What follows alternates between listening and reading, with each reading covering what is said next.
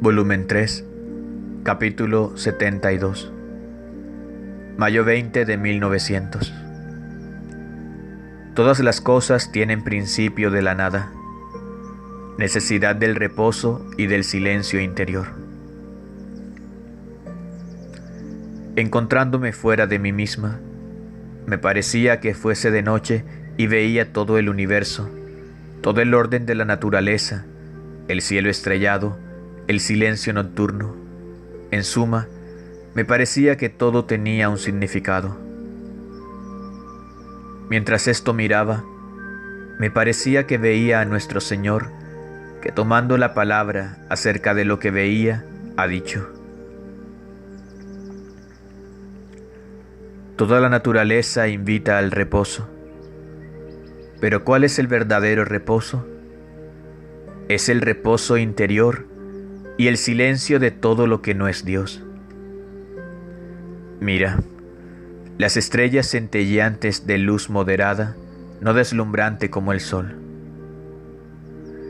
El sueño y el silencio de toda la naturaleza, de los hombres y hasta de los animales, y que todos buscan un lugar, una cueva donde estarse en silencio y reposarse del cansancio de la vida. Si esto es necesario para el cuerpo, mucho más para el alma es necesario reposarse en su propio centro, que es Dios. Pero para poderse reposar en Dios, es necesario el silencio interior, como al cuerpo le es necesario el silencio exterior para poderse plácidamente adormecer. Pero ¿cuál es este silencio interior? Es hacer callar las propias pasiones, teniéndolas en su lugar. Es imponer silencio a los deseos, a las inclinaciones, a los afectos, en suma, a todo lo que no llama a Dios. Ahora, ¿cuál es el medio para llegar a esto? El único medio, y de absoluta necesidad, es deshacer el propio ser y reducirse a la nada, como era antes de que fuera creada, y cuando haya reducido a la nada su ser, retomarlo en Dios.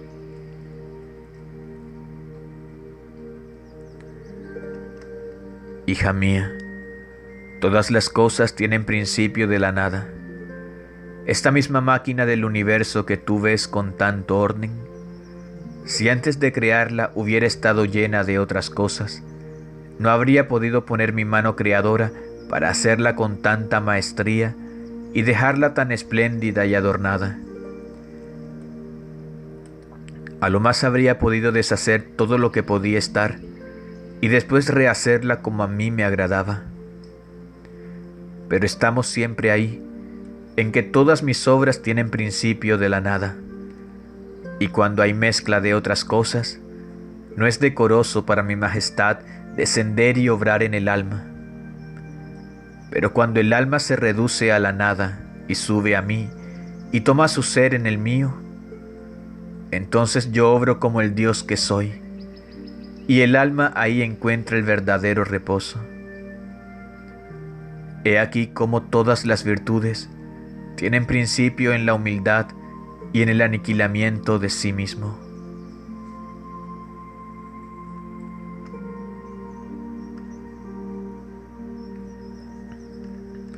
¿Quién puede decir cuánto comprendía sobre lo que me decía el bendito Jesús? Oh, cómo sería feliz mi alma si pudiese llegar a deshacer mi propio ser para poder recibir de mi Dios su ser divino. Oh, cómo me ennoblecería, cómo quedaría santificada. Pero qué tontería es la mía. ¿Dónde tengo el cerebro si aún no lo hago? Qué miseria humana, que en vez de buscar su verdadero bien y de emprender su vuelo a lo alto, se contenta con arrastrarse por tierra y vivir en el fango y en la podredumbre.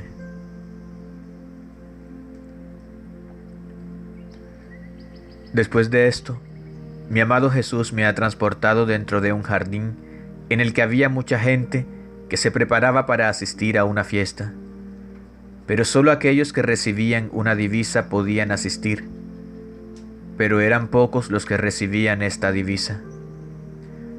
A mí me vino un gran deseo de recibirla, y tanto hice que logré mi propósito. Después, habiendo llegado al punto donde los recibían, una matrona venerable primero me vistió de blanco.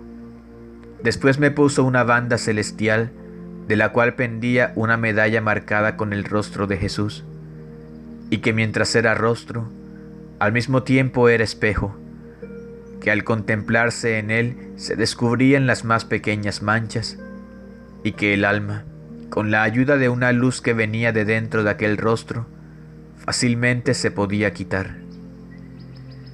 Me parecía que esa medalla encerraba un significado misterioso. Después ha tomado un manto de oro finísimo y me cubrió toda.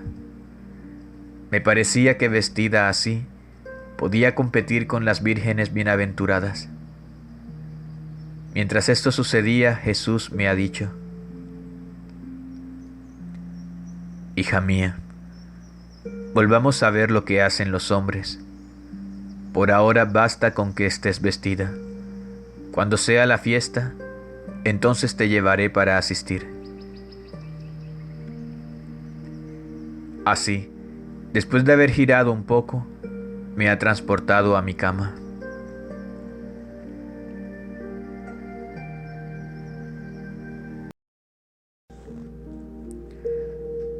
Volumen 5, capítulo 11. Mayo 20 de 1903. Ofrece su vida por la Iglesia y por el triunfo de la verdad. Encontrándome en mi habitual estado, me he encontrado fuera de mí misma, con el bendito Jesús en brazos en medio de mucha gente, las cuales con fierros, espadas, cuchillos, trataban unos de golpear, otros de herir, y otros cortar los miembros de nuestro Señor. Pero por cuanto hacían y se esforzaban, no podían hacer ningún mal. Por el contrario, los mismos cuchillos, por cuán afilados y cortantes, perdían su actividad y se volvían inútiles. Jesús y yo estábamos sumamente afligidos al ver la brutalidad de aquellos corazones deshumanizados que, si bien veían que no podían hacer nada, al mismo tiempo repetían los golpes tratando de tener éxito en su intento, y que si ningún daño hacían era porque no podían. Aquellos se enfadaban porque sus armas resultaban inútiles y no podían efectuar su resuelta voluntad de hacer daño a nuestro Señor, y decían entre ellos: ¿y por qué no podemos hacer nada? ¿Cuál es la causa? Parece que otras veces habíamos podido alguna cosa, pero encontrándose en brazos de esta, no podemos hacer nada. Probemos para ver si podemos hacer daño a esta y quitárnosla de enfrente.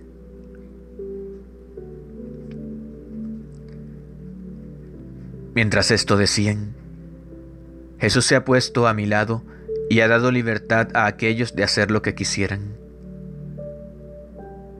Entonces, antes que aquellos me pusieran la mano encima, he dicho: Señor, ofrezco mi vida por la Iglesia y por el triunfo de la verdad. Acepta, te ruego, mi sacrificio.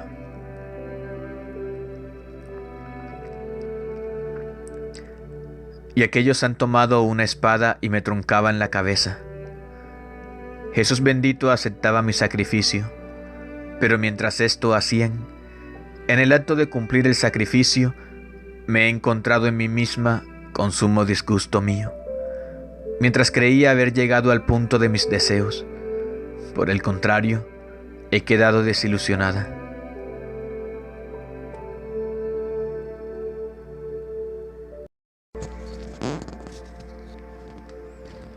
Volumen 6, capítulo 109. Mayo 20 de 1905. Modo de sufrir. Esta mañana estaba pensando cuando el bendito Jesús, quedó todo dislocado sobre la cruz, y decía entre mí: Ah, Señor, cuán compenetrado pudiste quedar de estos atroces sufrimientos, y cómo tu alma pudo quedar afligida. Y mientras tanto, casi como una sombra ha venido y me ha dicho: Hija mía, yo no me ocupaba de mis sufrimientos, sino que me ocupaba de la finalidad de mis penas. Y como en mis penas veía cumplida la voluntad del Padre, sufría, y en mi mismo sufrir encontraba el más dulce reposo, porque el hacer la voluntad divina contiene este bien, que mientras se sufre, ahí se encuentra el más bello reposo. Y si se goza, y este gozar no es querido por Dios, en el mismo gozar se encuentra el más atroz tormento. Es más, cuanto más me acercaba al término de las penas, anhelando cumplir en todo la voluntad del Padre, así me sentía más aligerado y mi reposo se hacía más bello. Oh, cómo es diverso el modo que tienen las almas. Si sufren u obran, no tienen ni la mira en el fruto que pueden recabar, ni el cumplimiento de la voluntad divina. Se concentran todas en la cosa que hacen, y no viendo los bienes que pueden ganar, ni el dulce reposo que lleva la voluntad de Dios, viven fastidiadas y atormentadas, y rechazan cuanto más pueden el sufrir y el obrar, creyendo encontrar reposo, y quedan más atormentadas que al principio.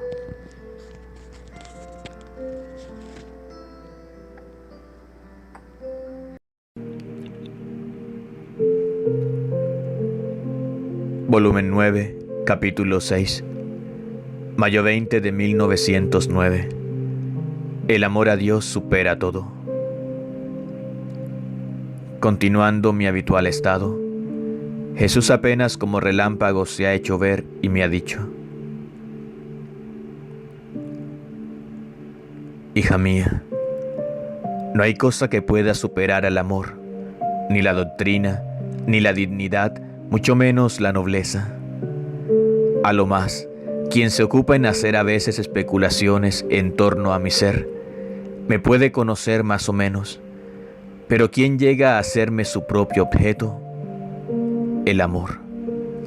Quien llega a comerme como se hace con un alimento, el amor. Quien ama me devora. Quien me ama, en cada partícula de su ser encuentra fundido mi ser. Hay diferencia entre quien me ama de verdad y los demás, de cualquier condición o cualidades que sean. La diferencia es como la que hay entre quien conoce un objeto precioso, lo estima, lo aprecia, pero no es cosa suya, y entre quien posee aquel objeto precioso como propio. ¿Quién es más afortunado entre estos? ¿Quién lo conoce o quien lo posee? Ciertamente quien lo posee. Así que el amor suple la doctrina y la supera. Suple a la dignidad y supera todas las dignidades, dándole la dignidad divina. Suple por todo y supera todo.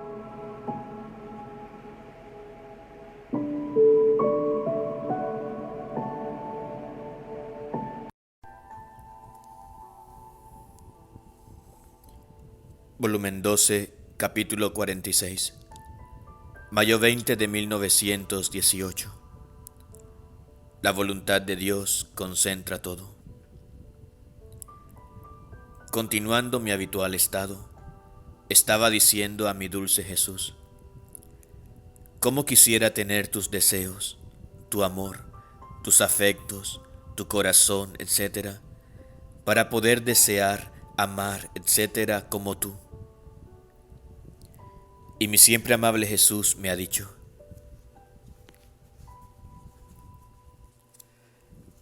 Hija mía, yo no tengo deseos, afectos, sino que el todo está concentrado en mi voluntad es todo en mí. Desea quien no puede, pero yo todo puedo. Quisiera amar quien no tiene amor, pero en mi voluntad está la plenitud, la fuente del verdadero amor. Y siendo infinito, en un acto simple de mi voluntad poseo todos los bienes, que desbordándose de mi ser, descienden para bien de todos. Si yo tuviera deseos sería infeliz, me faltaría alguna cosa, pero yo todo poseo, por eso soy feliz y hago felices a todos. Infinito significa poder todo, poseer todo, hacer felices a todos. La criatura, porque es finita, no posee todo, ni puede abrazar todo. He aquí por qué contiene deseos, ansias, afectos, etc., que como tantos escalones puede servirse de ellos para subir al Creador y tomar en ella las cualidades divinas y llenarse tanto hasta desbordarse para bien de los demás. Si después el alma se concentra toda ella en mi voluntad, perdiéndose toda en mi querer, entonces no copiará mis cualidades, sino que de un solo sorbo me absorberá en sí y no tendrá más en ella deseos y afectos propios, sino sólo la vida de mi querer, que dominándola toda, le hará desaparecer todo y le hará reaparecer en todo mi voluntad.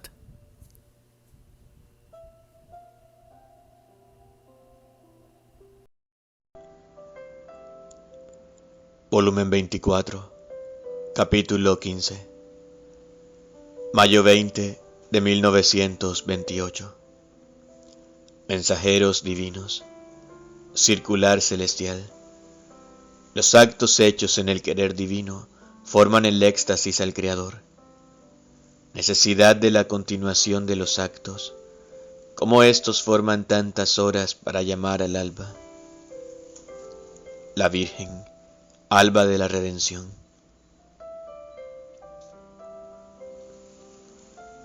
Estaba pensativa por una circular que me había llegado acerca de la casa de la divina voluntad, tan querida por el venerable padre Di Francia y tan suspirada por él, y que no tuvo el consuelo de verla realizada y abierta para el fin que él quería. Y ahora finalmente, por lo que decía la circular, parecía que despuntaba el día en que se haría de realidad. Entonces yo pensaba para mí, ¿realmente será verdad que es voluntad de Dios que yo vaya a ella? Y las religiosas de esta casa serán las verdaderas pequeñas hijas de la divina voluntad. ¿Serán ellas el principio de aquella era divina del reino del Fiat Supremo sobre la tierra? Pero mientras esto y otras cosas pensaba, mi dulce Jesús se ha movido en mi interior y me ha dicho: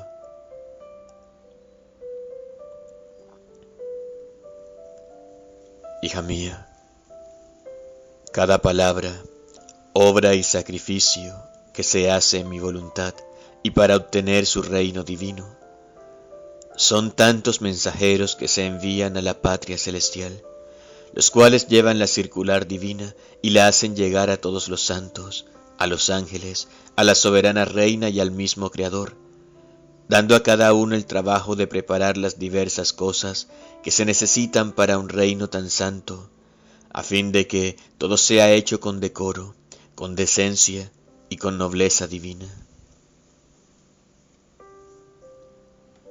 Entonces todos los habitantes de la patria divina, con esta circular celestial en sus manos, se ponen todos a la obra de cumplir su trabajo, de preparar cada cosa que les ha sido impuesta. Así que la circular de la tierra hace eco a la circular celestial, y cielo y tierra se mueven, se ocupan de la única finalidad del reino de mi voluntad divina. La tierra de todo lo que se necesita en el orden natural, la corte celestial de todo lo que corresponde al orden sobrenatural.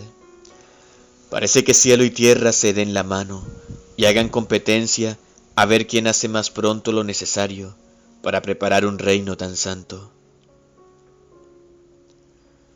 Si tú supieras qué valor tiene un acto hecho en mi voluntad, cómo sabe mover cielo y tierra, cómo se sabe abrir el camino por doquier, se pone en comunicación con todos y obtiene todo lo que no se ha obtenido por todos los actos juntos y por tantos siglos.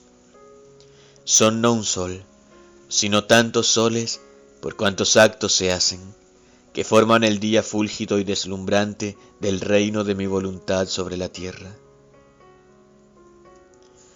Los actos hechos en ella son estímulos al ente supremo, son imanes que lo atraen, son dulces cadenas que lo atan, son raptos en los cuales la criatura tiene la fuerza de formar el éxtasis a su Creador, el cual, raptado como en dulce sueño por el éxtasis que le ha formado su amada criatura, concede lo que quería dar desde hace tantos siglos, pero no encontraba a aquella que, extasiándolo con su misma fuerza divina, se volviera raptora del reino de su voluntad divina. Conforme la criatura se mueve en mi fiat y forma su acto, así Dios se siente raptar, y en su dulce sopor se siente desarmado y vencido, y la criatura queda la vencedora de su Creador. Con estos preparativos sucede como a un esposo que, debiendo hacer su boda, se prepara la casa, la recámara, todos los objetos que se necesitan para hacer que nada les falte. Después pasa a los vestidos de la boda, se hacen las invitaciones. Todo esto hace que el esposo se decida a cumplir lo que él mismo quería. Pero si nada se prepara, el esposo toma tiempo y jamás se decide, y él mismo se siente impedido y dice entre sí: debo casarme y no tengo la casa, no tengo la cama donde dormir, no tengo los vestidos para aparecer como esposo, ¿qué figura voy a hacer? Y por necesidad se quita cualquier pensamiento de casarse. Así estos preparativos, los actos hechos en mi voluntad, las circulares, son estímulos para mover mi querer a que venga a reinar en medio a las criaturas, y mis conocimientos son como el esposo que viene a esposar a las criaturas con nuevos vínculos, tal y como salió de nuestras manos creadoras.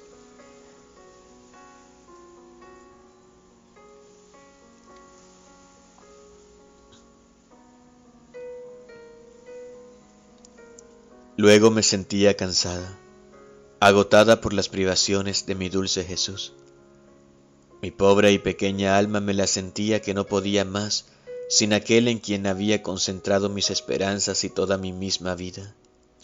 Sin él todo lo que yo hacía, que me había sido enseñado por Jesús, me parecía un juego, oraciones fantásticas, no de gloria de Dios, y por eso sentía tal desgano en hacer mi giro, que con trabajo seguía adelante.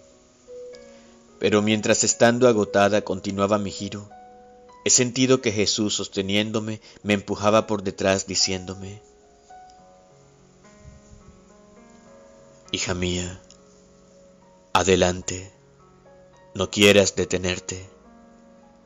Tú debes saber que todo está establecido por el ente supremo, oraciones, actos, penas, suspiros que debe hacer la criatura para obtener lo que nosotros mismos queremos darle, y ella suspira por recibir. Así que si estos actos no son cumplidos, no despunta para nosotros el suspirado sol en medio de la larga noche de la voluntad humana para formar el día del reino del fiat divino. Por eso muchas veces sucede que se hacen tantos actos y oraciones y nada se obtiene, y después, por otro pequeño suspiro u oración, se obtiene lo que tanto se suspiraba. Tal vez ha sido el último acto el que ha obtenido el rescrito de la gracia. Ah, no. Ha sido la continuación de todos los actos y oraciones, y si se ve que se obtiene con aquel último acto, es porque se necesitaba un número establecido por nosotros. Entonces, si tú quieres recibir el reino del querer divino, no te detengas. De otra manera, faltando la larga cadena de los actos que llega hasta el trono de Dios, no tendrás lo que tú quieres y nosotros queremos dar. Los actos son como las horas que forman o el día o la noche. Cada hora tiene su puesto. Algunas forman la tarde, otras la noche, otras el alba, otras el despuntar del sol, otras el pleno día. Y si es la hora de medianoche, en vano es querer ver que despunta el sol. Es necesario que al menos venga el alba para anhelar el cercano día, para ver la majestad del sol que con su imperio de luz hace huir las tinieblas, y poniendo término a la noche, adorna y hace resurgir toda la naturaleza en su luz y en su calor, plasmando todo con sus benéficos efectos. Ahora, ¿es tal vez el alba la que tiene todo el honor en hacer despuntar al sol? Ah, no. Ella ha sido la última hora, pero si las otras no la hubieran precedido, jamás hubiera podido decir el alba: yo soy aquella que llamo al día. Así son los actos, las oraciones, para obtener que despunte el día del reino de mi voluntad divina. Son como tantas horas, y cada una tiene su puesto de honor, y se dan la mano entre ellas para llamar al resplandeciente sol de mi querer divino. El último acto puede ser como el alba, y si éste no se hace, faltará el alba, y es inútil esperar que pronto surja su día de luz sobre la tierra, que plasmando y calentando todo, hará sentir más que sol sus benéficos efectos, su régimen divino, régimen de luz, de amor y de santidad. Así sucedió en la redención. Por tantos siglos la redención no vino, porque los patriarcas y los profetas se encontraron con sus actos como en las horas nocturnas, y desde lejos suspiraban el día. En cuanto vino la Virgen Reina, formó el alba, y abrazando juntas todas las horas nocturnas, hizo despuntar el día del Verbo sobre la tierra, y la redención fue cumplida. Por eso no te detengas. Es tan necesario la serie de los actos que hay peligro que si no todos son cumplidos, no se obtenga el bien deseado.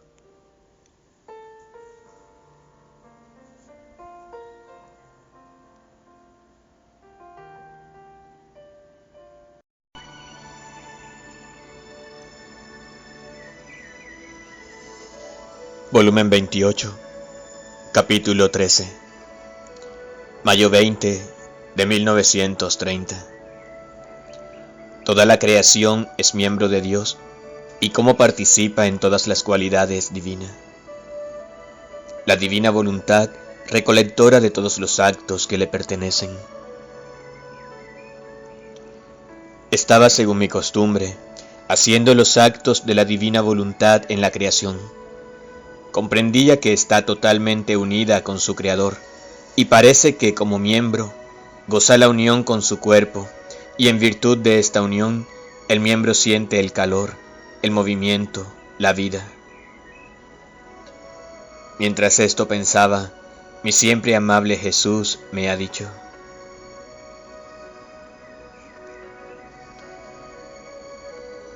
hija mía, cada cosa creada es un miembro mío distinto, y tal vez sirve para mantener el orden, la vida de la creación, y por medio de ella me sirvo, ahora para hacer uso de la misericordia, ahora de mi potencia y ahora de mi justicia. Mucho más que estando la creación inmersa en mi divina voluntad, no se puede mover ni obrar si mi fiat divino no le da el movimiento ni la actitud de obrar. Ahora, al igual que la creación, la criatura es miembro de Dios, y hasta en tanto que quede unida con Dios, participa de todas las cualidades de Dios, del mismo modo que un miembro unido al cuerpo participa de la circulación de la sangre, del calor, del movimiento del mismo cuerpo. Pero ¿quién mantiene firme esta unión permanente y en pleno vigor este miembro de la criatura unido a su Creador? Mi divina voluntad. Ella es vínculo de unión y comunicación de calor y movimiento, en modo de hacer sentir a cada movimiento la vida de su Creador, y pone más que sangre en circulación con este miembro la santidad divina, la fuerza, la bondad, en suma, todas las cualidades de su Creador. Pero si no está mi voluntad, será un miembro separado que no puede fluir a la comunicación del cuerpo, y si aparentemente parece unido, será como un miembro paralizado que vivirá con dificultad, sin movimiento, y será de fastidio y de dolor a la cabeza divina el tener un miembro y no poder comunicar el bien de su vida.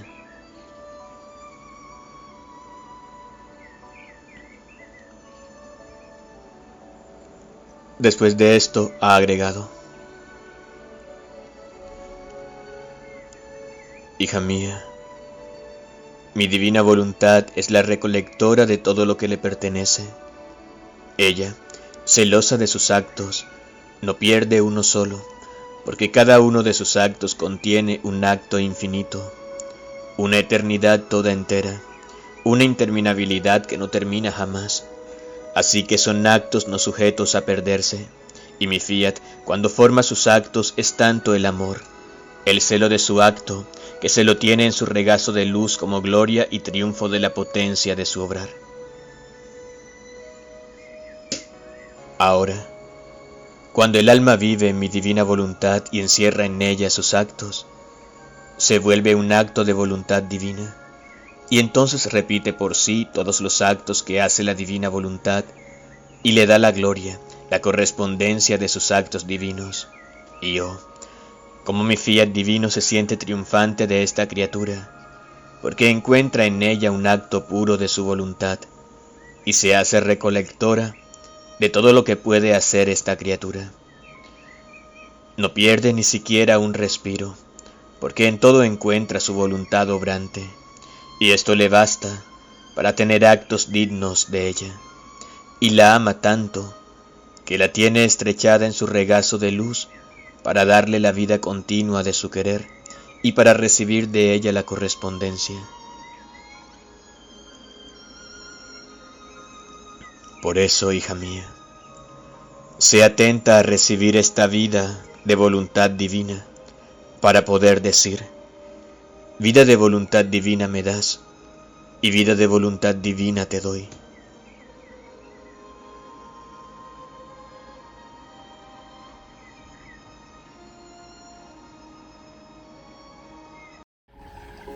Volumen 33, capítulo 17. Mayo 20 de 1934. La divina voluntad consume todo, como dentro de un solo aliento, todos los actos hechos en ella, y forma de ellos uno solo. La divina voluntad forma las vestiduras de la humanidad de nuestro Señor y la hace presente a las criaturas. Me sentía pobre, pobre de amor, pero con la voluntad de quererlo amar mucho. Había recibido al dulce Jesús sacramentado, y él estaba como ahogado de amor, y yo apenas unas gotitas nada más. Sin embargo, me pedía amor para darme amor. Pero ¿cómo hacer para poderlo igualar de algún modo? Entonces he pensado entre mí: mi mamá celestial quiere que yo ame mucho a nuestro Jesús. Por eso estas gotitas mías de amor las quiero verter en sus mares de amor. Y así le daré y le diré: te amo tanto que te amo como te ama tu mamá.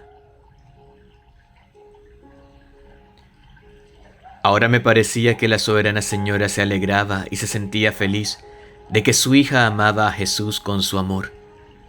Y él más contento todavía, porque se sentía amado por mí con el amor de su mamá. Y todo contento me ha dicho: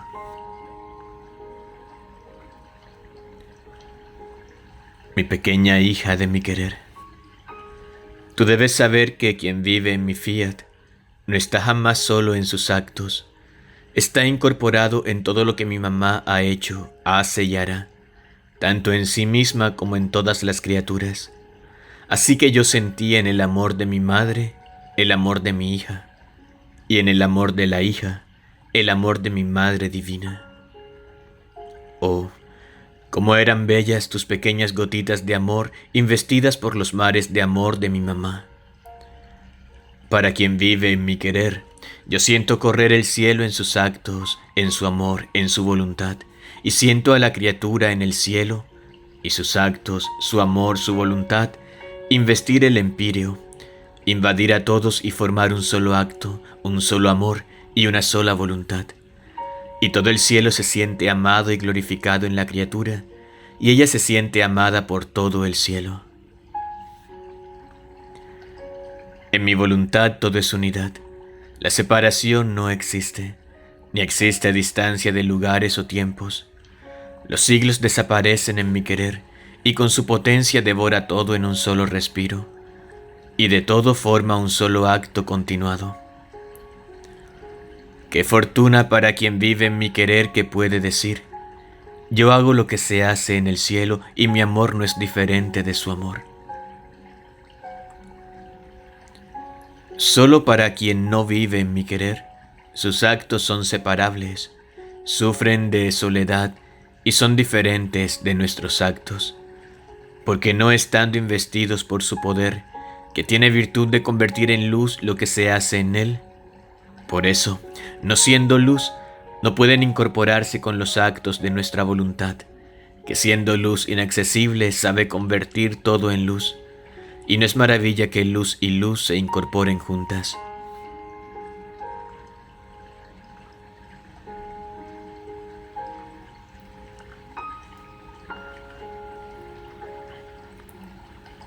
Después, me he abandonado en los brazos del niño Jesús. Así se hacía ver, y él, ahogado de amor, se abandonaba en los míos para gozarse del amor de nuestra mamá que yo le daba. Y después ha agregado: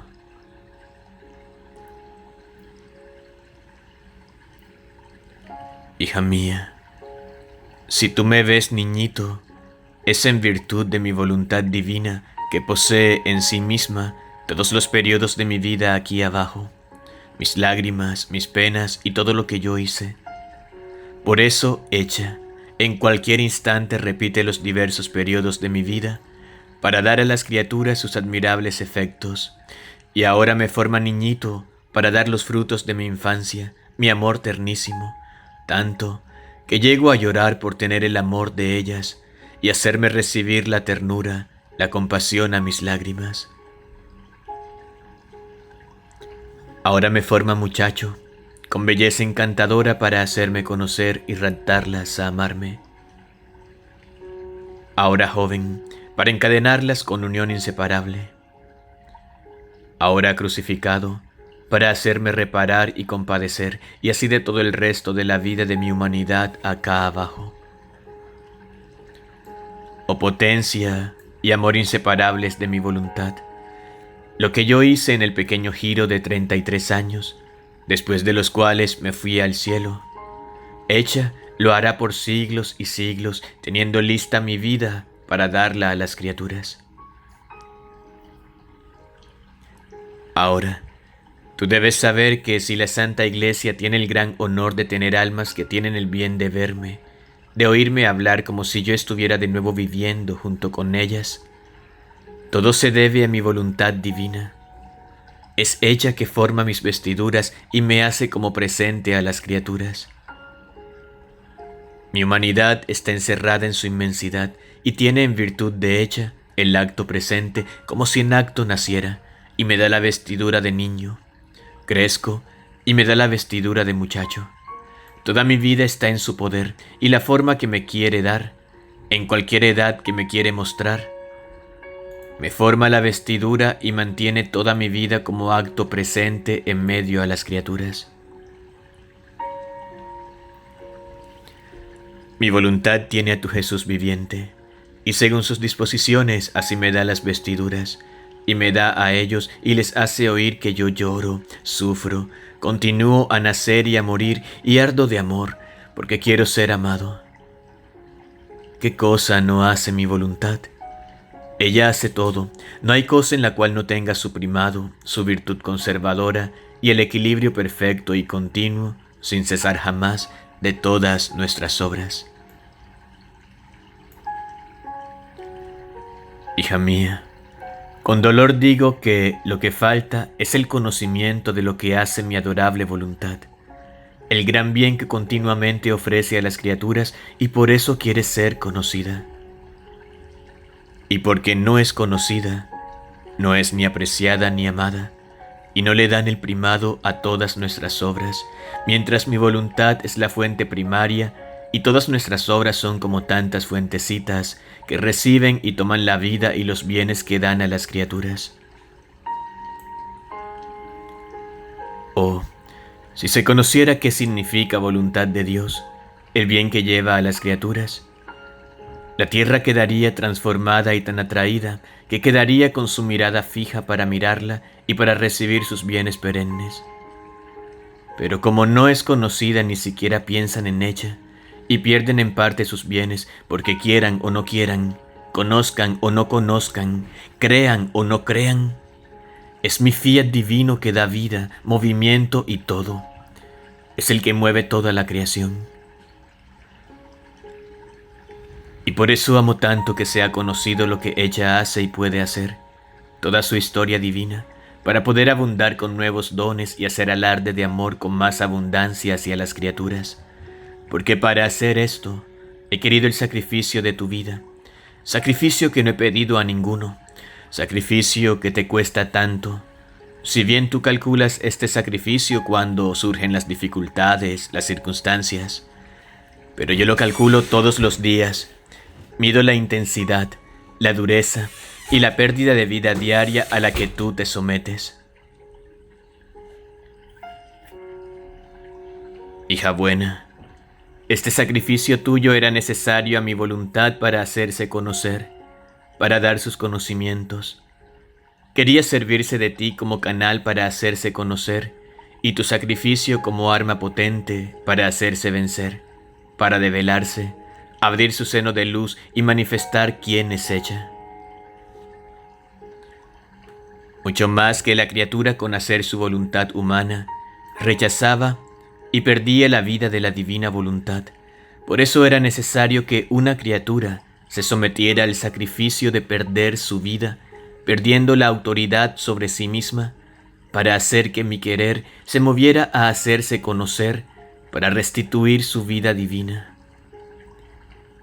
Es siempre así en nuestro obrar.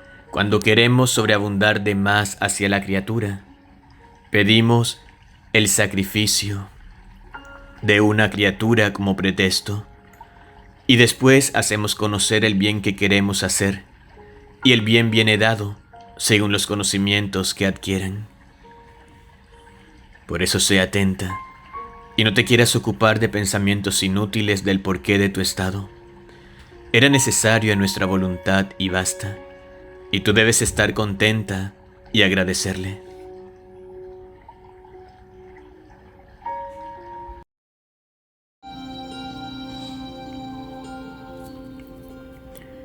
Volumen 34, capítulo 9.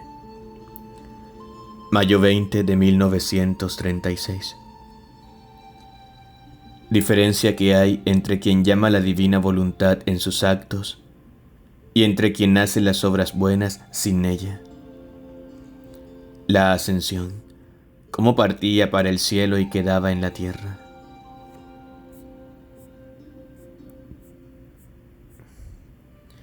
Mi pobre mente continúa girando en los actos de la divina voluntad y pensaba entre mí: ¿cuál es la diferencia de quien llama la divina voluntad en sus actos y de aquellos que hacen las obras buenas y no la llaman, no le dan el primer lugar en sus actos? Y mi dulce Jesús, haciéndome su breve visita, me ha dicho: hija mía, no hay comparación entre uno y otro. El primero, con llamar mi voluntad en sus actos, se despoja de lo que es humano y forma el vacío en su querer humano donde dar el lugar a mi voluntad.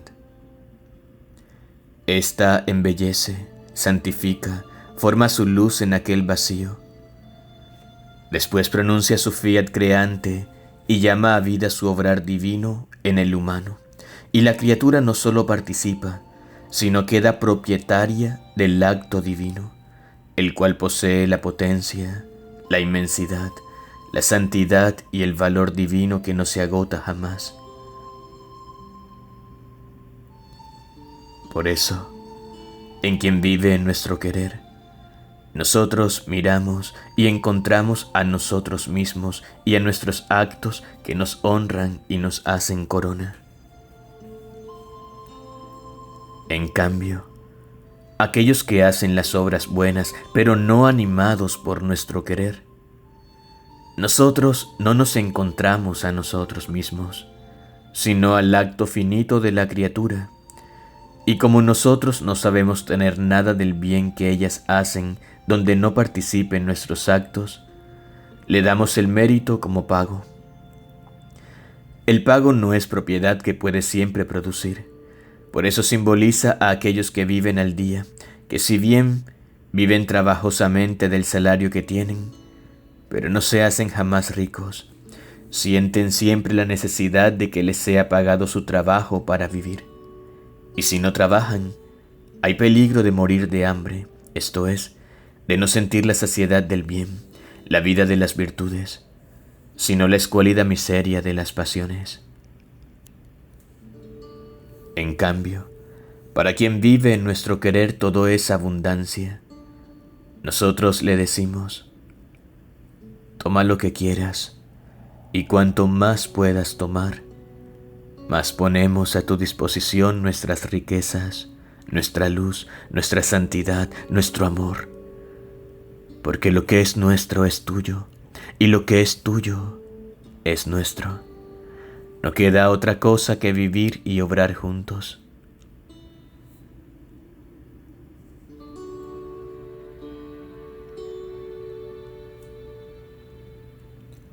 Después de esto, estaba siguiendo la ascensión de Jesús al cielo.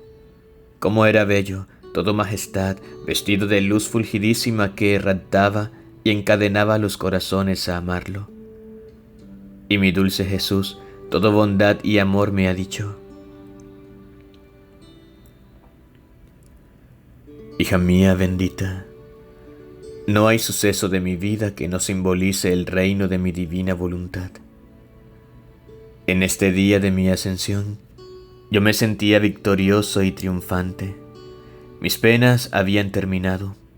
Más bien, dejaba mis penas ya sufridas en medio a mis hijos que dejaba sobre la tierra, como ayuda, fuerza y sostén, y como refugio donde esconderse en sus penas, para tomar de las mías el heroísmo en sus sacrificios.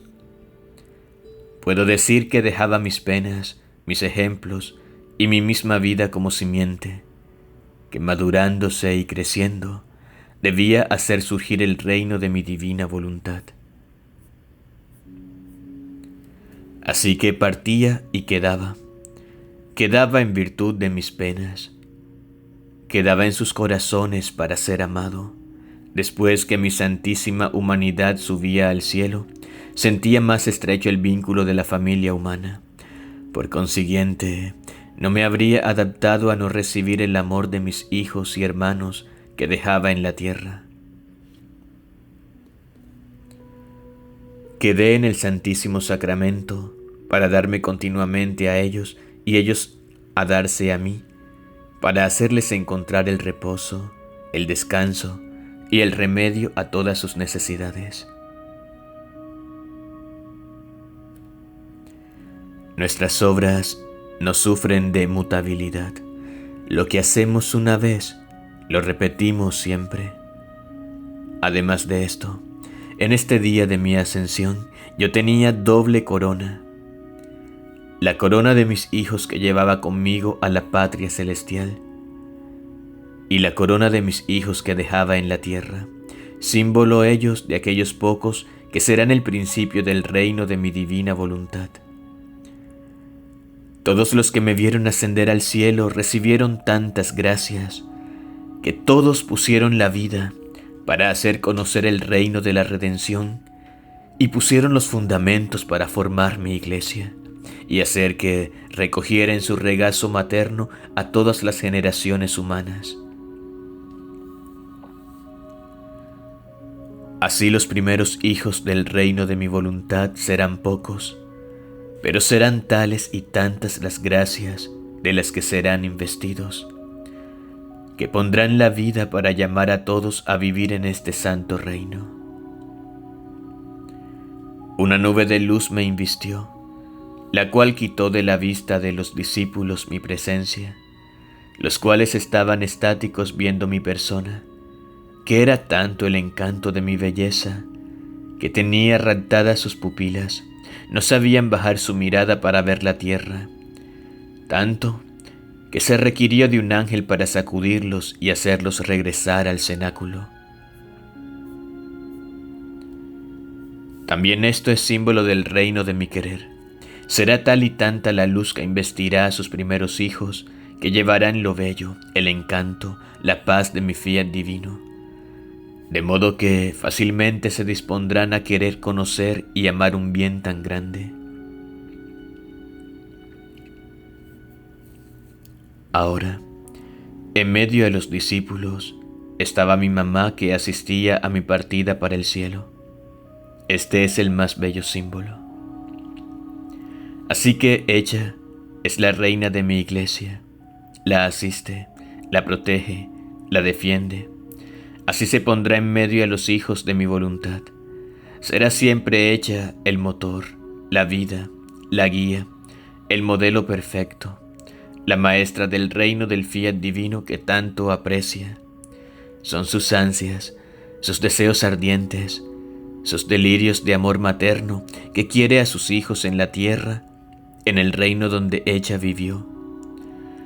No está contenta con tener a sus hijos en el cielo, en el reino de la divina voluntad, sino que los quiere también sobre la tierra.